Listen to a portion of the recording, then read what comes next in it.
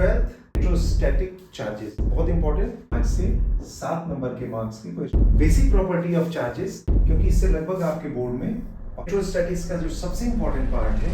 Hello बच्चों, आए हो तो ज्ञान लो, बाकी पढ़ा मैं दूंगा। आज हम ग्रेड 12th सीबीएसई बोर्ड का फिजिक्स का first chapter, that is electrostatic charges. Electrostatic charges बहुत इंपॉर्टेंट, क्योंकि इससे लगभग आपके बोर्ड में 5 से 7 नंबर के मार्क्स की क्वेश्चंस, चाहे वो एमसीक्यू हो, चाहे 2 मार्कर्स हो या 5 मार्कर, इस चैप्टर से पूछे जाते हैं। तो जल्दी से स्टार्ट करते हैं इलेक्ट्रोस्टैटिक्स। देखो, इलेक्ट्रोस्टैटिक्स मतलब स्टैटिक चार्जेस। जब दो चार्जेस एक दूसरे से कुछ एक स्पेसिफिक डिस्टेंस पर सिर्फ रखे हुए हों, मूव न कर रहे हों, तो जो प्रॉपर्टीज वो शो करेंगे, that comes under electrostatics. Stationary charges हैं, तो वो स्टेशनरी चार्जेस मतलब जो कैरेक्टरिस्टिक्स होंगी वो फिक्स होंगी। तो कहते हैं दो चार्जेस जब एक दूसरे से कुछ डिस्टेंस पे रखे हुए होंगे तो वो एक दूसरे पर फोर्स लगाएंगे, वो एक दूसरे से इंटरेक्ट करेंगे। इस फोर्स की जो वैल्यू होती है उन चार्जेस के बीच की डिस्टेंस और उन चार्जेस के मैग्नीट्यूड पे डिपेंड करती है। तो सबसे पहली चीज की चार्ज एक्चुअली एक इंट्रिंसिक प्रॉपर्टी है किसी सब्सटेंस की। देखिए, किसी ऑब्जेक्ट के चार्ज होने की वजह या तो उस पर इलेक्ट्रॉन्स का ऐड हो जाना या इलेक्ट्रॉन्स का निकल जाना है। अगर इलेक्ट्रॉन्स उस पर ऐड हो रहे हैं, that means it is negatively charge, और इलेक्ट्रॉन्स अगर वहां से निकल जा रहे हैं तो इसका मतलब है दैट इज पॉजिटिवली चार्ज। तो that is why it is said intrinsic property है, उसकी अपनी खुद की प्रॉपर्टी है। एक चार्ज जिसकी यूनिट कूलम्स है, मींस अगर हम कहते हैं कि एक ऑब्जेक्ट जिस पे इलेक्ट्रॉन आया या इलेक्ट्रॉन निकल गया, तो दैट मींस उस पर चार्ज लगभग 1.6 into 10 raised to the power -19 coulomb charge एक इलेक्ट्रॉन का चार्ज होता है। जितने नंबर ऑफ इलेक्ट्रॉन्स आएंगे या जितने नंबर ऑफ इलेक्ट्रॉन्स निकलेंगे, टोटल चार्ज n टाइम्स इसके बराबर होगा। Now the basic property of charges is, first thing, they are additive.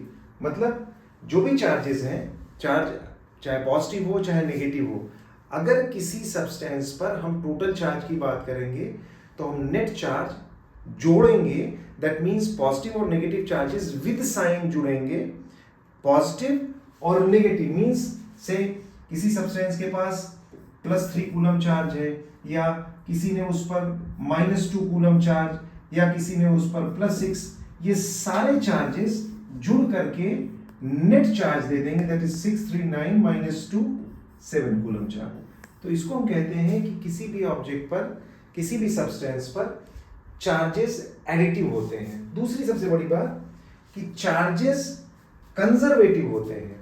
That means कि टोटल चार्ज कंजर्व्ड होगा, उस पर कांस्टेंट होता है, रिमेंस कांस्टेंट। भाई किसी भी सब्सटेंस के पास अगर हम एटॉमिक स्केल पर देखें तो इलेक्ट्रॉन्स और प्रोटॉन्स दोनों बराबर होते हैं। That means net charge under normal conditions, net charge उस पर कांस्टेंट होगा, टोटल चार्ज कांस्टेंट होता है। नाउ क्वांटाइजेशन ऑफ चार्जेस ये रहा कि जो हमारा चार्ज होगा किसी भी सब्सटेंस के ऊपर, that is n times e के बराबर होगा, जहां पर n कोई इंटीजर है जो नंबर ऑफ इलेक्ट्रॉन्स को रिप्रेजेंट करता है, और e वो चार्ज है जो एक इलेक्ट्रॉन के ऊपर होता है, that is 1.6 into 10 raised to the power -19 coulomb. Electrostatics का जो सबसे इंपॉर्टेंट पार्ट है, जहां से इलेक्ट्रोस्टैटिक्स स्टार्ट होती है, that is Coulomb's law. Coulomb's law ये कहता है कि अगर दो चार्जेस, दो स्टैटिक चार्जेस एक दूसरे से कुछ डिस्टेंस पर रखे हुए हैं, तो उनके बीच में इंटरेक्शन होगा, उनके बीच में फोर्स लगेगा। ये फोर्स रिपल्सिव भी हो सकता है, फोर्स अट्रैक्टिव भी हो सकता है। तो ये फोर्स लगेगा, और ये फोर्स दोनों चार्जेस के मल्टीप्लिकेशन, अगर दोनों चार्जेस Q1 Q2 हैं तो दोनों चार्जेस के मल्टीप्लिकेशन के प्रोपोर्शनल होगा, और यही इनके बीच की डिस्टेंस के इनवर्सली प्रोपोर्शनल होगा। दैट मींस दोनों चार्जेस के बीच लगने वाला force F is proportional to Q1 Q2 by R²। और एक सबसे इंपॉर्टेंट पॉइंट कि अगर हम इसको इक्वेट करेंगे तो F is equal to K times Q1 Q2 upon R²। ये K एग्जैक्टली एक कांस्टेंट है जो उन दोनों चार्जेस के बीच एग्जिस्टिंग मीडियम को रिप्रेजेंट करता है। दैट मीन्स अगर दो चार्जेस हैं और दोनों चार्जेस के बीच कोई, मान लीजिए यहां पर फ्री स्पेस है, तो इस फ्री स्पेस को रिप्रेजेंट करने के लिए या इस फ्री स्पेस की कैरेक्टरिस्टिक को रिप्रेजेंट करने के लिए आपने एक कांस्टेंट यहां k लिखा हुआ है, जिस k की value 9 into 10 raise to the power 9 mathematical value इसकी यूनिट यहीं से निकल जाएगी जो हमने फॉर्मूला लिखा था F is equal to K। That means epsilon not is equal to Q1 Q2 means coulomb square per newton metre square. ये इस K की वैल्यू हो जाती है।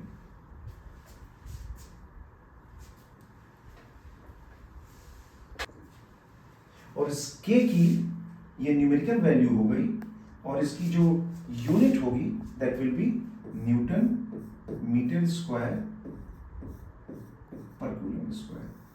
अब आप कैसे कह सकते हो कि ये K हमारे मीडियम को रिप्रेजेंट करेगा, ये मीडियम की कैरेक्टरिस्टिक को रिप्रेजेंट करेगा। इस K की वैल्यू होती है 1/4 पाई एप्सिलॉन नॉट, जहां पर एप्सिलॉन नॉट को हम कहते हैं परमिटिविटी या absolute permittivity of free space. This is absolute permittivity of free space. कोई पूछ सकता है कि सर ये परमिटिविटी का मतलब क्या है? परमिटिविटी बना हुआ है एक वर्ड जिसको हम कहते हैं परमिटिव। परमिट मींस दोनों चार्जेस के बीच जो इलेक्ट्रोस्टैटिक लाइंस मूव करेंगी, ये मीडियम उन इलेक्ट्रोस्टैटिक लाइंस को कितना अलाउ करता है? फ्री स्पेस इन लाइंस को मैक्सिमम अलाउ करेगा। जबकि अगर इसके बीच में कोई दूसरा मीडियम रखा होगा तो मीडियम इन लाइंस को अलाउ नहीं करता है। इसका मतलब हुआ K की वैल्यू चेंज हो जाएगी। तो ये K की वैल्यू सिर्फ फ्री स्पेस के लिए 9 into 10 raise to the power 9 है। बाकी किसी और मीडियम के लिए इस K की वैल्यू अलग अलग होगी। उस K की वैल्यू को निकालने के लिए हम एक प्रॉपर्टी होती है जिसको हम कहते हैं डाइलेक्ट्रिक कांस्टेंट एप्सिलॉन r, या इसको हम कहते हैं रिलेटिव परमिटिविटी। रिलेटिव परमिटिविटी की हेल्प से हम इस मीडियम के एप्सिलॉन, फ्री स्पेस के अलावा जो मीडियम्स हैं उसको हम निकाल सकते हैं। फ्री स्पेस के लिए जो परमिटिविटी है एप्सिलॉन नॉट, इसकी वैल्यू है 8.85 into 10 raise to the power -12 numerical value, and its unit is इसका उल्टा, that is coulomb square per newton metre square. तो हमारा जो फॉर्मूला निकला कूलम्स लॉ का एक लाइन में, कि हमारा फॉर्मूला हो गया F is equal to 1/4 pi epsilon not Q1 Q2 by r square. ये फॉर्मूला स्पेसिफिकली किसी फ्री स्पेस के लिए दिया गया है, दो चार्जेस के बीच फ्री स्पेस के लिए दिया गया है। ओके, अब हम अगर इस कूलम्स लॉ को, चूंकि फोर्स एक वेक्टर क्वांटिटी है और आप जानते हैं कि वेक्टर मींस डायरेक्शन डिपेंडेंट, तो अगर इसी कूलम्स लॉ को हम, that is F is equal to 1/4 pi epsilon not Q1 Q2 upon r square, अगर इसको हम वेक्टर फॉर्म में लिखें तो वेक्टर फॉर्म मींस फोर्स को अगर हम, ये सिर्फ उस फोर्स का मैग्नीट्यूड है। अगर इसके मुझे डायरेक्शन बतानी है फोर्स की, मींस अगर मैं इसको वेक्टर फॉर्म में रिप्रेजेंट करना चाहता हूं तो मुझे इसके साथ में एक यूनिट वेक्टर और रिप्रेजेंट करना पड़ेगा, एक यूनिट वेक्टर और रखना पड़ेगा। तो ये उस फोर्स का मैग्नीट्यूड हो जाएगा और ये उस यूनिट वेक्टर की वैल्यू हो जाएगी। अब अगर हम इस यूनिट वेक्टर की वैल्यू निकालना चाहें, दैट मींस अगर हम फोर्सेस को वेक्टर फॉर्म में रखना चाहें तो यही कूलम्स लॉ किस फॉर्म में आएगा ये डिस्कस कर लेते हैं। कहते हैं दो चार्जेस हैं, that is Q1 and Q2। Q1 Q2 पर जो फोर्स लगा रहा है, मान लीजिए बाहर की ओर लगा रहा है, इसकी वैल्यू है फोर्स ऑन 2 ड्यू टू 1। मान लीजिए इनके बीच की डिस्टेंस 1 से 2 इज 1/2, क्योंकि लिखना जरूरी है, पता होना चाहिए कि हम एक चार्ज से दूसरे चार्ज पर किधर से, न्यूमेरिकली दोनों वैल्यूज बराबर होंगी, चाहे हम यहां से यहां जाएं, यहां से यहां आए, बट प्रैक्टिकली वेक्टर फॉर्म में डायरेक्शन की जरूरत पड़ती है। तो हम 1 से 2 पर जा रहे हैं या 2 से 1 पर जा रहे हैं, ये लिखना पड़ेगा। तो अगर मैं इसको वेक्टर फॉर्म में लिखना चाहूं, F is equal to that is force on 2 due to 1 is equal to K that is 1/4 pi epsilon not Q1 Q2 upon, ये फोर्स हम निकाल रहे हैं, फोर्स ऑन 2 ड्यू टू 1 की वजह से 2 पर फोर्स निकाल रहे हैं, तो हमारी डायरेक्शन 1 से 2 की ओर स्क्वायर, ये मैग्नीट्यूड हो गया, और इसके साथ में एक यूनिट वेक्टर, इस फोर्स की डायरेक्शन इधर 1 से 2 की तरफ है, तो हम इसको लिखते हैं 1 to 2 कैप, ये यूनिट वेक्टर हो गया। अब कहते हैं कि इसी फोर्स को क्या इसी वेक्टर फॉर्म को क्या किसी और वेक्टर फॉर्म में हम लिख सकते हैं? बिल्कुल लिख सकते हैं। अगर हम नीचे यहां पर 1/4 पाई एप्सिलॉन नॉट, अगर मैं नीचे यहां पर एक R12 से और मल्टीप्लाई कर दूं तो ये हो गया Q, वैल्यू हमारी चेंज ना हो इसलिए एक R12 से ऊपर और मल्टीप्लाई कर दीजिए, ये हमारा हो गया यूनिट वेक्टर। तो टेक्निकली ये आपने पढ़ा हुआ है कि वेक्टर का मैग्नीट्यूड और यूनिट वेक्टर दोनों का प्रोडक्ट कंप्लीट वेक्टर होता है। तो ये हमारे वेक्टर का एक नया फॉर्म हो गया, F21 is equal to 1/4 pi epsilon not Q1 Q2 by R12 is Q and this is R12 vector. ये वेक्टर का कूलम्स लॉ एक नए फॉर्म में आ गया। This was the first one, this is the second one. आपने vector का एक और फॉर्म पढ़ा हुआ है, कहते हैं अगर मैं कोऑर्डिनेट एक्सिस बना लूं तो ओरिजिन के रिस्पेक्ट में अगर मैं इन दोनों चार्जेस की पोजीशन वेक्टर की बात करूं, ये पोजीशन वेक्टर मेरा R1 है, इसका पोजीशन वेक्टर दूसरे चार्ज का पोजीशन वेक्टर R2 है, और R1 से R2 तक जो डिस्टेंस है Q1 से Q2 तक, ये रही R12। तो आप जानते हैं triangle rule of vector addition that gives R1 plus R12 that is equal to R2। तो यहां से मुझे वेक्टर R12 की वैल्यू मिल गई, this is equal to R1 R2 minus R1। तो अब अगर मैं इस वैल्यू को यहाँ पर सब्स्टिट्यूट कर दूं तो यही फोर्स हमारा एक नए वेक्टर फॉर्म में आ गया, F21 is equal to 1/4 pi epsilon not Q1 Q2 by R12Q, और इसकी जगह पे मैं रख देता हूं R2 माइनस R1, या इस नीचे दिस इज मैग्नीट्यूड, तो इसका मैग्नीट्यूड हो जाएगा मैग्नीट्यूड ऑफ दिस वैल्यू। तो इसको एक तरीके से और भी लिख सकते हैं,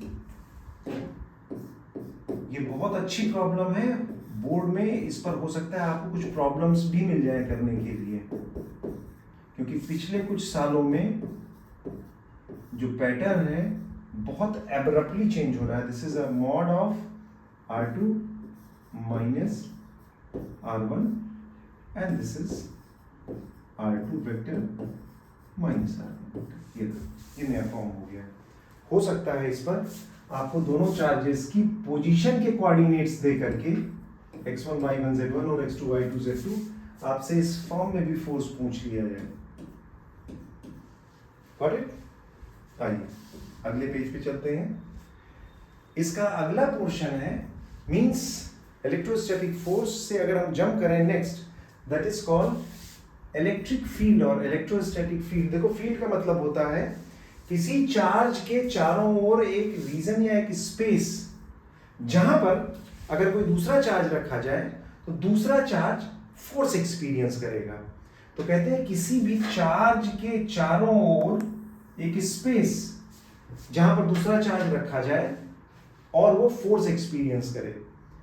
अब एक बहुत बेसिक सा क्वेश्चन है कि किसी चार्ज की इलेक्ट्रिक फील्ड कहां तक एग्जिस्ट करेगी जहां पर ये किसी दूसरे चार्ज पर कोई फोर्स न लगा पाए, मतलब फोर्स की वैल्यू जीरो हो जाए। तो क्या बता सकते हैं कि कहां पर फोर्स की वैल्यू जीरो होगी? बहुत आसान है, K Q1 Q2 by R square. दूसरे चार्ज को मैं कहां ले जा करके रखूं, आर की वैल्यू क्या हो कि फोर्स हमारा 0 हो जाए। सिंपल। अगर मैं आर डिस्टेंस को इनफाइनाइट कर दूं तो इस फोर्स की वैल्यू 0 हो गई। तो एक बहुत सिंपल सा क्वेश्चन है कि किसी भी चार्ज की जो फील्ड है कहां तक एग्जिस्ट करती है, इनफाइनाइट तक। मतलब इनफाइनाइट पर दूसरा चार्ज अगर रखा जाएगा तो ये उससे इंटरेक्ट नहीं कर पाएगा, इनफाइनाइट तक इसकी फील्ड एग्जिस्ट करती है। तो सिंपल सी डेफिनेशन आई कि किसी चार्ज के चारों ओर वो स्पेस जहां पर कोई दूसरा चार्ज अगर रखा जाए तो फोर्स एक्सपीरियंस करे, that is called field of this charge, और इसकी डिस्टेंस इनफाइनाइट तक एक्सटेंड करती है। अब एग्जैक्टली अगर हम इसकी डेफिनेशन कहें तो electric field of a charge, देखिए क्योंकि फोर्स में दो चार्जेस के बीच जो फोर्स आप पढ़ते हैं K Q1 Q2 by r square. Technically हम क्या निकाल रहे हैं, पहला चार्ज दूसरे चार्ज पर क्या फोर्स लगा रहा है। लेकिन आप जानते हैं कि अगर मैं इस Q2 की वैल्यू चेंज कर दूं तो इस फोर्स की वैल्यू चेंज हो जाएगी। मतलब कि इस पहले चार्ज की जो फील्ड है उसको ये सेकंड चार्ज भी कहीं ना कहीं डिस्टर्ब कर रहा है। तो अगर मुझे सिर्फ पहले चार्ज की फील्ड चाहिए तो मुझे Q2 की वैल्यू को मिनिमाइज करना पड़ेगा।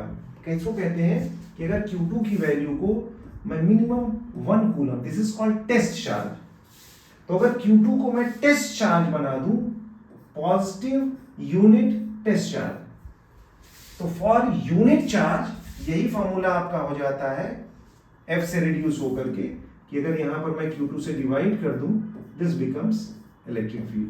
तो हमारे इलेक्ट्रिक फील्ड का फॉर्मूला हो गया F अपॉन Q नॉट।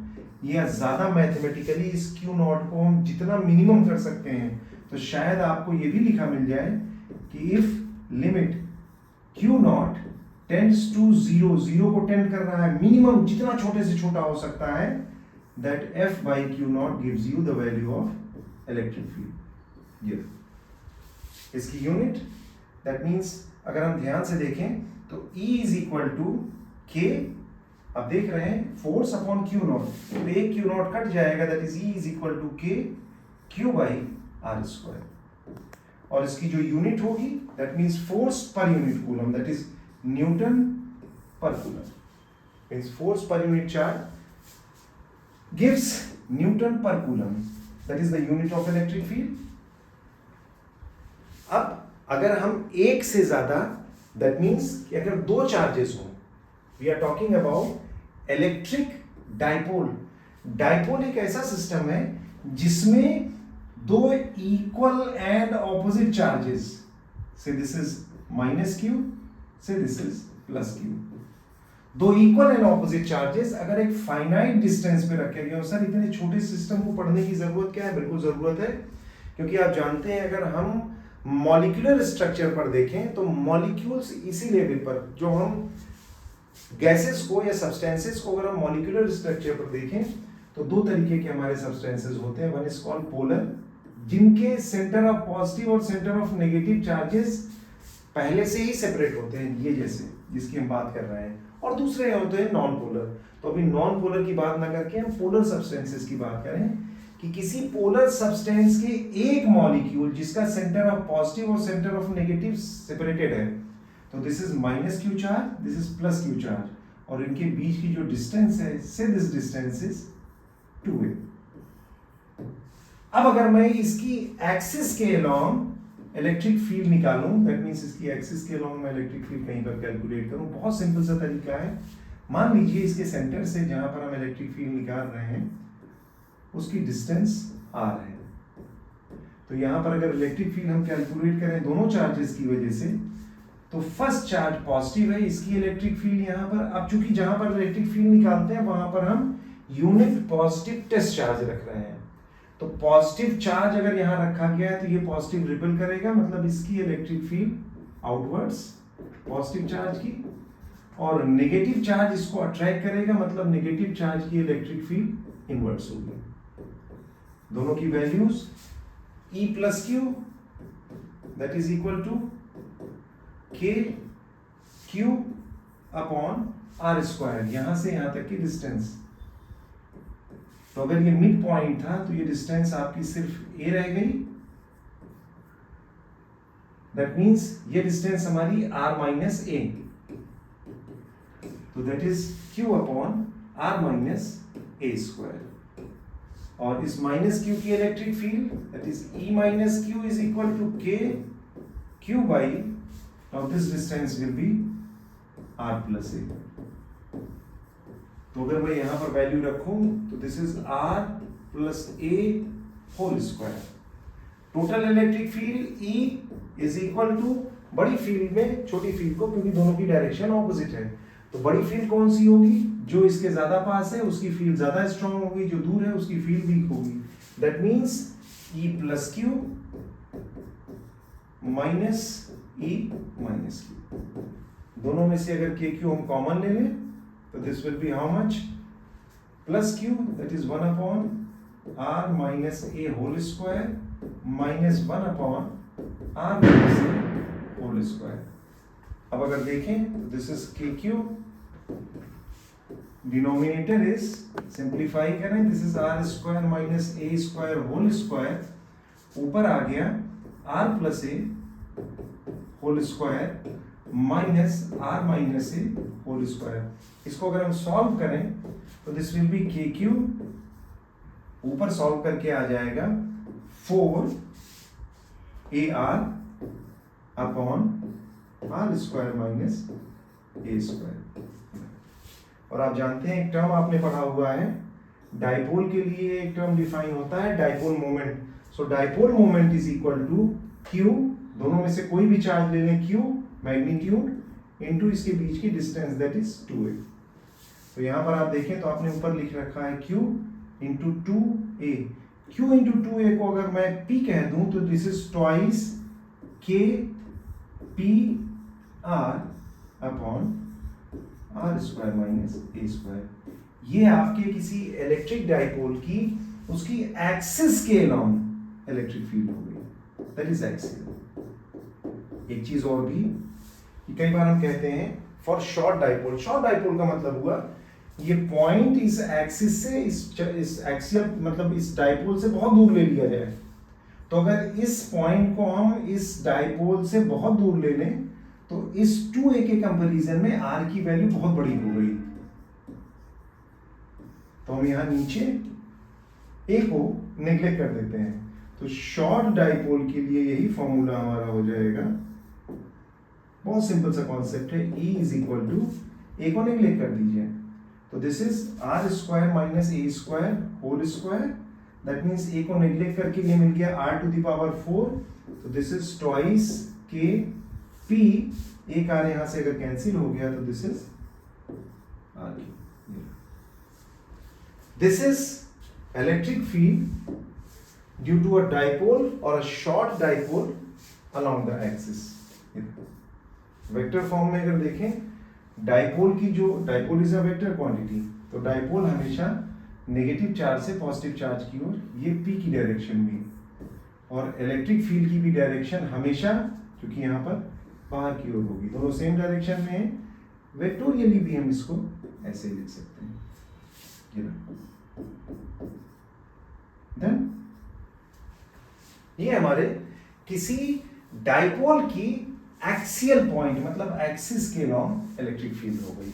अब आते हैं, अगर हम इसी को इक्वेटोरियल पॉइंट की बात करें, इक्वेटोरियल पोजीशन का मतलब हुआ कि ये चार्ज हैं, एक पॉजिटिव और एक negative, minus Q and plus Q, distance इनके बीच में से 2a। अब अगर इसके मिड पॉइंट से हम इलेक्ट्रिक फील्ड निकालें r डिस्टेंस पर, तो r की जो डिस्टेंस होगी that will be, it is a, mid point है, this is a, this will be under root r square plus a square, and same way ये डिस्टेंस भी इतनी होगी। अब अगर मुझे यहाँ पर इलेक्ट्रिक फील्ड निकालनी है तो यहाँ पर मुझे एक पॉइंट चार्ज, कौन सा point charge, point test charge, 1 coulomb का पॉजिटिव चार्ज रखना होगा। तो यहां पर अगर 1 कूलम का मैं पॉजिटिव चार्ज रख दूं तो ये पॉजिटिव चार्ज इस चार्ज को रिपेल करेगा और ये नेगेटिव चार्ज इस पॉजिटिव चार्ज को अट्रैक्ट करेगा। इसका मतलब हुआ इसकी वजह से फोर्स या इलेक्ट्रिक फील्ड डाउनवर्ड डायरेक्शन में माइनस क्यू, इसकी electric field plus Q outward direction में। दो फोर्सेस को हम ऐड नहीं कर सकते हैं, इसका मतलब है कि हमें इनके कंपोनेंट्स निकालने पड़ेंगे। This is one x axis and this is y axis. तो अगर देखें हम, ये एंगल हमारा थीटा हो, ये भी थीटा होगा और ये भी थीटा होगा, दैट मीन्स प्लस क्यू का एक कंपोनेंट ऊपर जाएगा, this is E plus Q sine theta, और इधर की तरफ आया E plus Q cos theta. इसी तरीके से अगर मैं इस माइनस क्यू की बात करूं तो एक कंपोनेंट नीचे गया E minus Q cos theta, और इसका एक कंपोनेंट इधर आया E minus Q cos theta, this is sine theta. Sorry, तो ये साइन कंपोनेंट, चूंकि दोनों एक दूसरे के ऑपोजिट है, ये साइन कंपोनेंट और ये साइन कंपोनेंट दोनों कैंसिल हो गए। टोटल जो मेरी इलेक्ट्रिक फील्ड आई वो ये आई। टोटल इलेक्ट्रिक फील्ड मेरी ये आ रही है E equatorial is equal to, अब ये दोनों मैग्नीट्यूड में बराबर हैं, तो this can be written as twice E plus q या माइनस क्यू कॉस थीटा। अगर मैं E प्लस क्यू की बात करूं, E प्लस क्यू की वैल्यू हो गई, प्लस क्यू की वजह से या माइनस क्यू की वजह से जो वैल्यू होगी that is K Q by R square. So this is Q by distance square. Distance is R square plus A square to the power half, और उसका स्क्वायर हो गया। तो this is E plus Q, रख दीजिए यहाँ पर twice K Q by R square plus A square। अगर ध्यान से देखें तो जो cos थीटा की वैल्यू है, ये राइट एंगल ट्रायंगल है, cos theta is equal to perpendicular upon base. Its perpendicular is R and base is A. So this is R by perpendicular, base upon hypotenuse. So this is A upon, this is A upon, और hypotenuse हो गया R square plus A square under root, means इसकी power हो गई half. तो हमारा relation मिल गया twice k q a upon r square plus a square to the power 3/2। ये एग्जैक्टली हमारी इक्वेटोरियल पोजीशन। अब इसको हम सिंप्लीफाई कर सकते हैं, क्योंकि पहले ही हमने कह दिया कि जो डाइपोल मोमेंट है ये charge into dipole length 2a, तो q इंटू 2a को मैं p कह दूं, so this is kp upon r square plus a square to the power 3/2। ना फिर वही कि अगर वेक्टर फॉर्म में लिखना है, ये रहा ये रहा। अब यहां गड़बड़ है।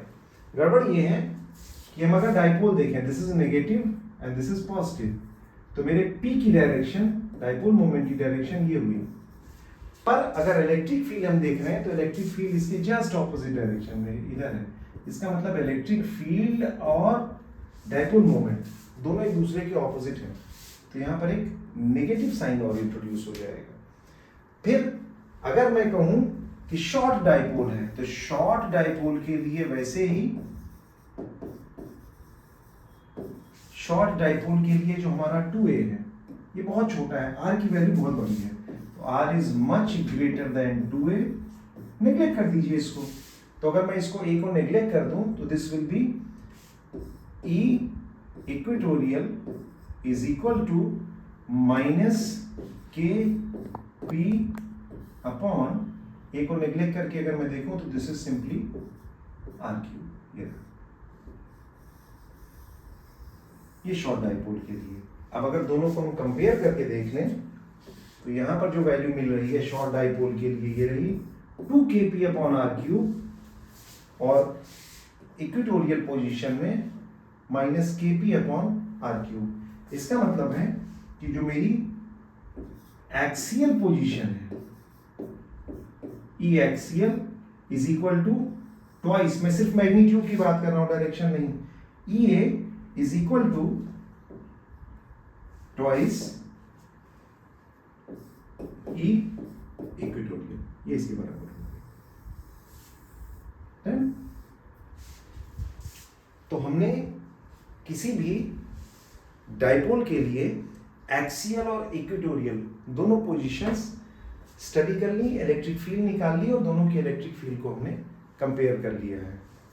देन ओके, देखिए ये बहुत बेसिक सी चीज है कि हमारा जो, ये पहले ही हमने डिस्कस किया था कि हमारा जो कूलम्स लॉ है वो सिर्फ पॉइंट चार्जेस के लिए एक्सप्लेन है, पॉइंट चार्जेस के लिए एप्लीकेबल है। पर हम कई बार पढ़ेंगे कि हमारा चार्ज पॉइंट ना होकर के अलग अलग जगहों पे स्प्रेड है। जैसे कि चार्ज को अगर हमने किसी एक लाइन पर छोड़ दिया तो अब सारी लाइन को किसी पॉइंट पर स्टडी नहीं किया जा सकता है। सारी लाइन के चार्ज को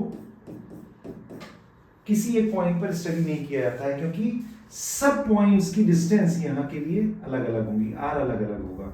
तो अगर आर की वैल्यू अलग अलग है, दैट मीन्स हर पॉइंट के लिए कूलम्स लॉ की वैल्यू अलग अलग मिलेगी। तो हम क्या करते हैं, यहाँ पर हम एक टॉपिक जिसको हम कहते हैं लीनियर चार्ज डेंसिटी, अगर मैं ये मान लूं कि इस पूरी लाइन पर चार्ज यूनिफॉर्मली डिस्ट्रीब्यूटेड है, तो मैं इसका एक छोटा सा टुकड़ा ले लेता हूं, ये रहा।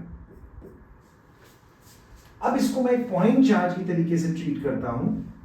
इस पर जो चार्ज होगा dq, dq की वैल्यू हो जाती है, अगर इसकी लेंथ dl है तो dl इनटू इस पूरे वायर पर जो चार्ज हमने डिस्ट्रीब्यूट किया था, पूरे वायर पर चार्ज अगर q है और पूरे इस वायर की लेंथ l है, तो हम एक टर्म डिफाइन करते हैं चार्ज पर यूनिट लेंथ, जिसको हम कहते हैं लीनियर चार्ज डेंसिटी।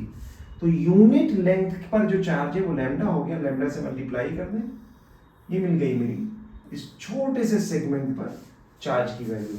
अब मैं हर एक पॉइंट से इस पॉइंट का रिजल्टेंट निकाल करके और टेक्निकली सारे फोर्सेस, ये सारी फील्ड को इसके लिए ऐड कर देता हूं। This comes under integration part. तो इसका मतलब है सारे चार्जेस की फील्ड निकाल करके इंटीग्रेट कर देते हैं।